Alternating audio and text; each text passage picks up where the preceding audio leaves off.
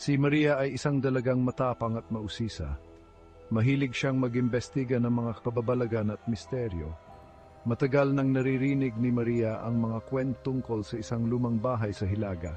Sinasabing may masamang espiritu raw doon, pero walang naglakas loob na pumasok para patunayan ito. Isang gabi, naisipan ni Maria na puntahan ang bahay na iyon. Gusto niyang malaman ang katotohanan sa likod ng mga kwento. Hindi takot si Maria sa mga multo. Para sa kanya, pagkakataon ito para patunayan ang kanyang tapang. Kumuha siya ng flashlight at ilang gamit. Pumunta siya sa bahay na sinasabing sinumpa. Nakaramdam siya ng kaunting kaba, pero mas nanaig ang kanyang tapang. Alam niyang wala nang atrasan, kailangan niyang ituloy ang plano. Habang papalapit siya sa bahay, nakaramdam siya ng malamig na hangin. Naging mas malinaw